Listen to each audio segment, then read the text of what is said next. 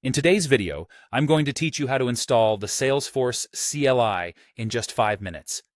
This is an invaluable tool for developers working with Salesforce, as it allows for efficient management and automation of a variety of tasks right from the command line. So, let's dive straight into the process. The first step is to open up your preferred web browser. Once you've done that, navigate to your favorite search engine and type in Salesforce CLI. This is going to lead you to several resources, but for clarity and security, we want to ensure that you're downloading the tool from a reliable and official source. Your next move is to look for the official Salesforce CLI setup guide, or simply perform a search for Salesforce CLI download.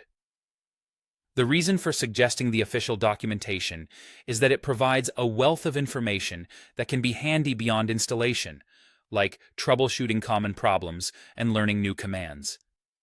Once you've found the right page, the next task is to locate the correct installer for your operating system.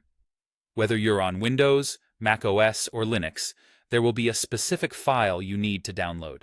For those of you on Windows, you're typically going to be looking for an .exe file, as this is the standard type for executable programs in a Windows environment. After downloading the necessary file, you'll want to navigate to your Downloads folder or wherever your browser saves files by default. Here, you need to execute or run the installer.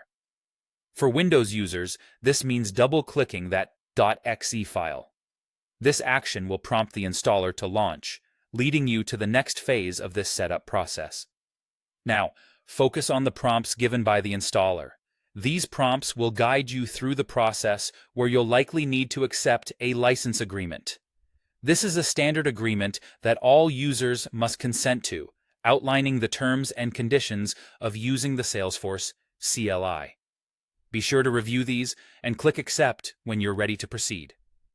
If prompted, you may also need to select the installation location, which defaults to a standard directory on your system unless you specify otherwise. Finally, it's time to begin the installation itself. Some systems may request permission to allow the installer to make changes to your device. This is necessary for the installation to occur, especially in protected directories. Accept these requests to continue. With that, your installation should take a couple of minutes, and once completed, you will have Salesforce CLI ready for action. Congratulations! You're now equipped with Salesforce CLI.